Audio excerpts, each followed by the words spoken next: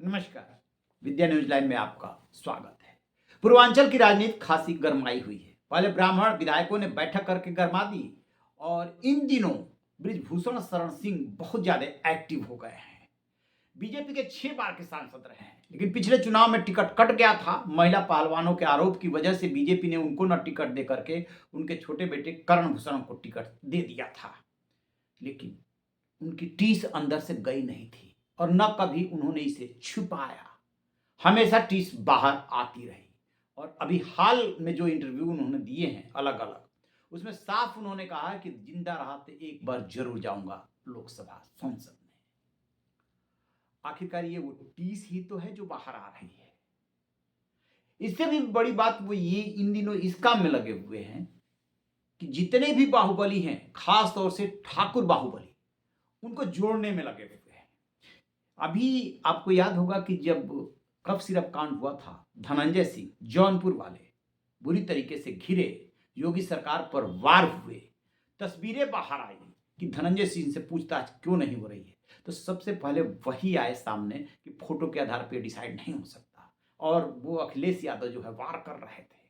उनसे पूछा गया अखिलेश यादव से, और इनसे भी पूछा गया बृजभूषण शरण सिंह से भी।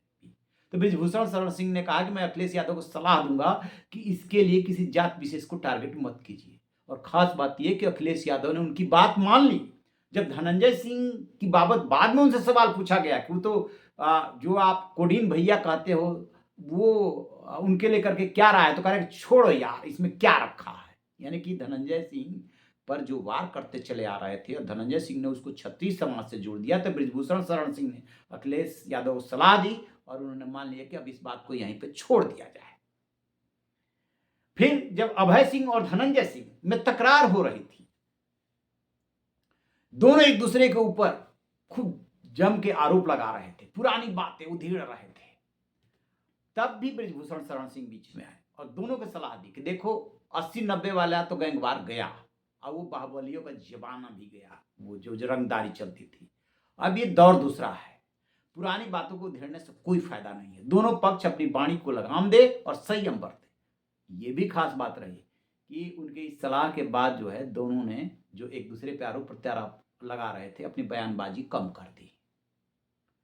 अब इन दिनों वो अपने यहाँ नंदी नगर में रितेश्वर महाराज की राष्ट्र कथा करा रहे हैं और उसमें बहुत एक्टिव है, पूरा परिवार एक्टिव है, रिश्तेदार नातेदार और पूरा पूर्वांचल उसमें पहुंच रहा है। खूब जम के भीड़ लग रही है। ये उसी मंच की बात है जब महाराज जी ने उनको लेकर के बात कह दी कुछ ऐसी कि वो भावुक हो गए और रोने लगे थे। वो भी खूब चर्चित हुआ और वीडियो भी काफी वायरल हुई। और अब उसमें जो है जितने बाहुबली हैं उसमें पहुंच रहे हैं। सबसे पहले पहुंचे जौनपुर वाले वही धनंजय सिंह, रितेश्वर महाराज से आशीर्वाद भी लिया, बृजभूषण शरण सिंह से मिले, उनके दोनों बेटे प्रतीक भूषण और करण भूषण जो कि विधायक और सांसद है, वो उनका स्वागत करते नजर आए, पैर छूते नजर आए। फिर पहुंचे ब्रजेश सिंह, ये वही ब्रजेश सिंह जिनकी अदावत चलती थी मुख्तार अंसारी से, बहुत बड़े बाहुबली माने जाते हैं, माफिया डॉन भी माने जाते हैं। अब ये लोग जब व्हाइट कलर हो जाते हैं तो उसके बाद जो है ये शब्द उनको बुरा लगता है कि नहीं, बाहुबली तक चलेगा, सफेद पोष बाहुबली। वो भी पहुंचे, उनसे पूछा गया तो कह रहे कि इनसे तो मेरा पुराना रिश्ता है। फिर वो अपनी शादी ब्याह पत्नी पक्ष सब जोड़ देते हैं।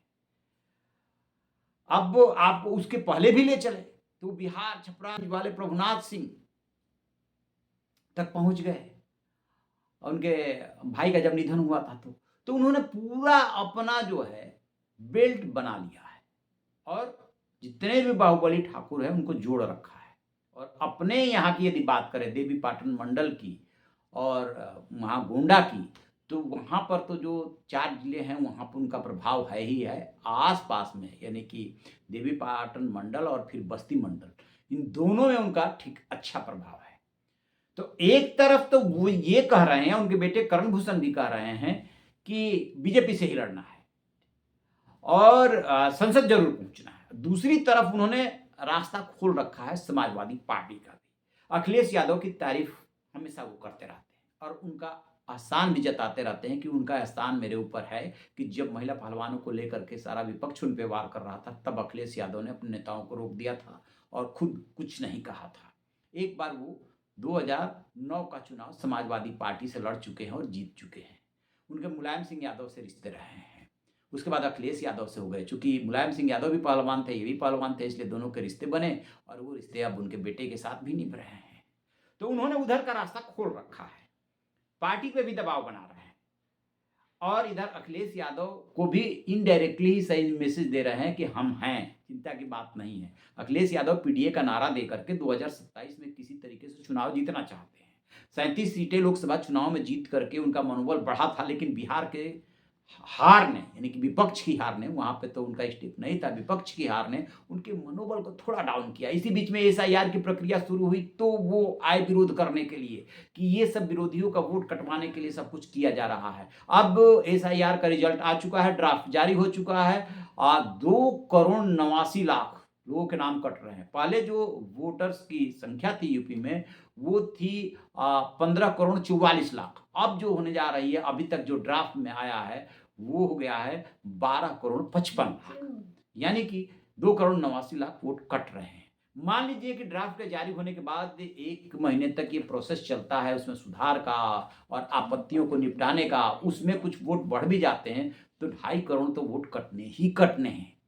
अभी कोई कुछ बोल नहीं रहा है। पहले दिन, यानी कि जब 6 तारीख को जारी हुआ था, तब समाजवादी पार्टी ने अपने सोशल मीडिया अकाउंट से काफ़ी इसको तूल दिया था कि देखिए किसका किसका नाम कट गया। चूँकि इतना बड़ा अभियान चला है, तो बहुत सारी गड़बड़ियाँ भी हुई होगी, जिसको सुधारने के लिए ही 1 महीने का टाइम दिया गया है कि इस दौरान इसको आपत्तियाँ सुनी जाएगी और उसे सुधारा जाएगा। नाम की गलतियाँ, नाम कटने की गलतियाँ, फिर आपसे कुछ प्रमाण मांगे जाएंगे, उसके आधार पर जोड़ा जाएगा। तो अखिलेश यादव 10 सालों से लगभग, मतलब 9 साल हो गए, जब चुनाव होगा तो 10 साल हो जाएगा, 10 साल से सत्ता से बाहर है और उन्हें किसी तरीके से सत्ता में आना है, क्योंकि कोई भी पॉलिटिकल पार्टी जब बहुत लंबे समय तक सत्ता से बाहर रहती है, तो उनके कार्यकर्ताओं का मनोबल डाउन होने लगता है। अखिलेश यादव इस बात को जान रहे हैं, समझ रहे हैं, लिहाजा पीडीए का नारा उछाला और उसी नारे के तहत जो है आगे बढ़ रहे हैं। इसी बीच में ब्राह्मण विधायकों की जब नाराजगी की बात आई कि बीजेपी से बिधक रहे हैं, तत्काल उन्होंने अपने नेताओं से ऑफर दिलवा दिया कि हमारे साथ आइए, हम आपका सम्मान का ध्यान रखेंगे। अब जाएंगे कि नहीं जाएंगे तो वो जाने, लेकिन खबर ये भी आ रही है कि माता प्रसाद पांडे जो विधानसभा में विपक्ष के नेता है, उनके पार्टी के बुजुर्ग नेता हैं, वो जो है मकर संक्रांति पे दही चिवड़ा का भोज दे सकते हैं और उसमें बीजेपी के ब्राह्मण नेताओं को खास तौर से बुलाएंगे। यहां तक राजनीति चल रही है। ऐसे में यदि बृजभूषण शरण सिंह का साथ मिलता है उनको, तो ये तो बड़ी बात होगी। तो बृजभूषण शरण सिंह जो है बाहुबलियों का जुटान यूं ही नहीं कर रहे हैं, वो अपने केंद्रीय नेतृत्व को संदेश दे रहे हैं और साथ में अखिलेश यादव को भी साध के चल रहे हैं। आपकी क्या राय है, कमेंट बॉक्स में जरूर बताइएगा। Thank you.